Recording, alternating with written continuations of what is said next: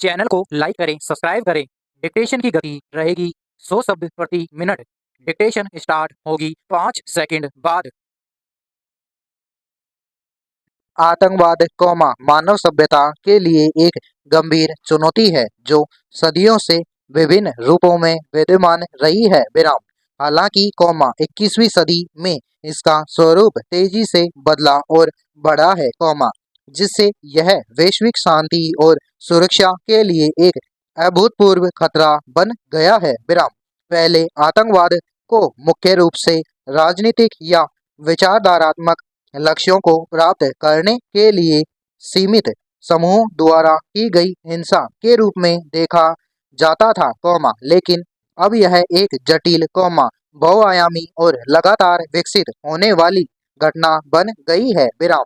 पारंपरिक आतंकवाद से आधुनिक आतंकवाद की और पारंपरिक रूप से, आतंकवादी समूह अक्सर स्थानीय या क्षेत्रीय स्तर पर सक्रिय होते थे और उनके लक्ष्य भी विशिष्ट राजनीतिक परिवर्तन या किसी क्षेत्र विशेष की स्वायत्तता से संबंधित होते थे। विराम। इन समूहों की पहचान स्पष्ट होती थी और उनके संचालन का तरीका भी अनुमानित होता था, जैसे कि बमबारी, अपहरण, और हत्याएं। विराम। उदाहरण के लिए, 20वीं सदी के कई विद्रोही समूह या अलगाववादी संगठन इन क्षेत्रों में आते थे, जो अक्सर अपने लक्ष्यों को प्राप्त करने के लिए हिंसा का सहारा लेते थे। विराम। लेकिन 9/11 के हमलों के बाद आतंकवाद का स्वरूप नाटकीय रूप से बदल गया। विराम। अल कायदा जैसे संगठनों ने यह प्रदर्शित किया कि आतंकवादी समूह अब सीमाओं तक सीमित नहीं है। विराम। उन्होंने वैश्विक नेटवर्क स्थापित किए और दूर दराज के क्षेत्रों में भी अपनी विचारधारा का प्रचार करना शुरू कर दिया। विराम। यह बदलाव पारंपरिक आतंकवाद से आधुनिक आतंकवाद की ओर एक महत्वपूर्ण बदलाव था। विराम। अब आतंकवाद का लक्ष्य केवल राजनीतिक परिवर्तन नहीं रहा था, विराम, बल्कि इसका उद्देश्य व्यापक भय फैलाना, समाज में अराजकता उत्पन्न करना और सरकारों को अस्थिर करना भी बन गया था। विराम। आतंकवाद के बदलते स्वरूप का एक महत्वपूर्ण पहलू इसकी विचारधारा, वैचारिक विविधता है। विराम। जहां पहले यह अक्सर विशिष्ट राजनीतिक या राष्ट्रवादी आंदोलनों से जुड़ा होता था, वही अब यह धार्मिक कट्टरता, नक्सलीय श्रेष्ठता, और विभिन्न प्रकार की चरमपंथी विचारधाराओं से प्रेरित होता था।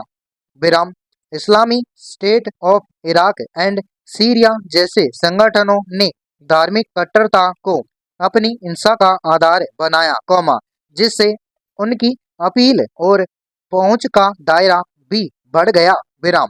वे जिहाद के नाम पर दुनिया भर के युवाओं को अपनी ओर आकर्षित करने में सफल रहे, जिससे आतंकवाद एक वैश्विक भर्ती प्रक्रिया का रूप ले चुका है। विराम पैरा। इसके अलावा, तकनीकी प्रगति ने आतंकवाद के स्वरूप को और अधिक जटिल बना दिया है। विराम। इंटरनेट और सोशल मीडिया ने आतंकवादी समूहों को अपनी विचारधारा का प्रचार करने, नए सदस्यों की भर्ती करने, और हमलों की योजना बनाने के लिए एक शक्तिशाली मंच प्रदान किया है। विराम। साइबर आतंकवाद एक उभरता हुआ खतरा है, जहां महत्वपूर्ण बुनियादी ढांचे को निशाना बनाया जाता है। विराम। ड्रोन जैसी नई तकनीकों का उपयोग भी आतंकवादी हमलों को अंजाम देने के लिए किया जा रहा है, जिससे सुरक्षा एजेंसियों के लिए उन्हें रोकना और अधिक चुनौतीपूर्ण हो गया है। विराम। आतंकवादी समूहों की फंडिंग के तरीके भी बदल गए हैं। विराम।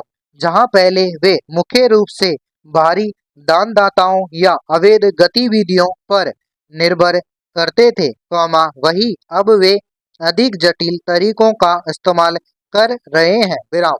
इसमें नकली व्यापार, हवाला लेन देन, क्रिप्टो करेंसी, और यहाँ तक कि सोशल मीडिया के माध्यम से धन उगाही भी शामिल है। विराम। यह जटिल वित्तीय नेटवर्क उन्हें ट्रैक करना और बाधित करना मुश्किल बनाता है। विराम। संगठनात्मक संरचना में भी एक महत्वपूर्ण बदलाव आया है। विराम।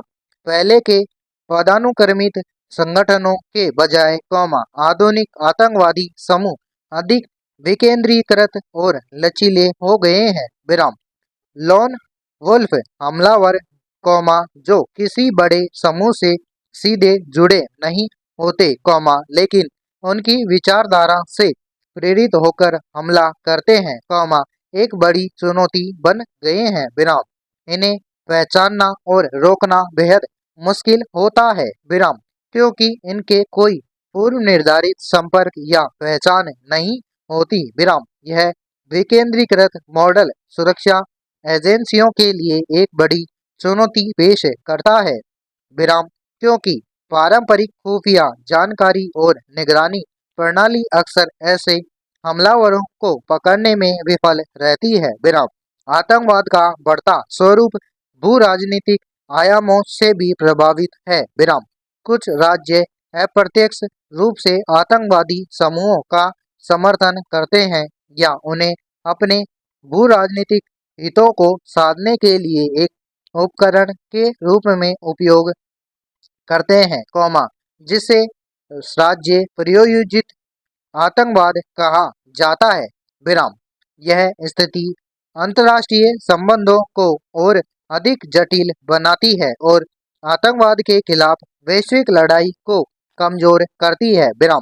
इसके अलावा विभिन्न क्षेत्रों में चल रहे संघर्ष और अस्थिरता भी आतंकवाद के पनपने के लिए उपजाऊ जमीन प्रदान करती है। विराम। सीरिया इराक अफगानिस्तान और अफ्रीका के कुछ हिस्सों में जारी संघर्षों ने आतंकवादी समूहों को अपनी गतिविधियों का विस्तार करने और नए सदस्यों को भर्ती करने का अवसर दिया है। विराम। इन क्षेत्रों में कमजोर शासन व्यवस्था और कानून व्यवस्था की कमी आतंकवादियों को सुरक्षित पनाहगाह और प्रशिक्षण शिविर स्थापित करने में मदद करती है। विराम। आतंकवाद का बढ़ता स्वरूप केवल भौतिक विनाश तक ही सीमित नहीं है बल्कि इसका गहरा सामाजिक और मनोवैज्ञानिक प्रभाव भी पड़ता है। विराम। आतंकवादी हमलों का उद्देश्य लोगों में भय और असुरक्षा की भावना पैदा करना होता है जिससे समाज में दरारें पैदा होती हैं। विराम। यह सामाजिक सद्भाव को बिगाड़ता है समुदायों के बीच अविश्वास पैदा करता है और ध्रुवीकरण को बढ़ावा देता है। विराम। बच्चों और युवाओं पर इसका विशेष रूप से नकारात्मक प्रभाव पड़ता है क्योंकि वे हिंसा और घृणा के माहौल में बड़े होते हैं। विराम। आतंकवाद के इस बदलते और बढ़ते स्वरूप से निपटने के लिए एक बहुआयामी और समन्वित दृष्टिकोण की आवश्यकता है। विराम। इसमें केवल सैन्य कार्यवाही ही नहीं बल्कि खुफिया जानकारी साझा करना कानूनी पर्यावर्तन सहयोग कट्टरता को रोकना और आतंकवाद के मूल कारणों को संबोधित करना भी शामिल है। विराम। पैरा। अंतर्राष्ट्रीय सहयोग सर्वोपरि है। विराम। कोई भी अकेला देश इस वैश्विक खतरे से प्रभावी ढंग से नहीं निपट सकता। विराम। देशों को आतंकवादियों की आवाजाही हथियारों की तस्करी और धन शोधन को रोकने के लिए मिलकर काम करना होगा। विराम। खुफिया जानकारी का आदान प्रदान और सीमा पार सहयोग आवश्यक है। विराम। कट्टरता को रोकना एक दीर्घकालिक चुनौती है। विराम। सरकारों नागरिक समाज संगठनों और समुदायों को मिलकर काम करना होगा ताकि इन युवाओं को बचाया जा सके जो आतंकवादी विचारधाराओं के प्रति आकर्षित हो सकते हैं। विराम। शिक्षा जागरूकता अभियान और रोजगार के अवसर प्रदान करना इसमें महत्वपूर्ण भूमिका निभा सकता है। विराम समाप्त।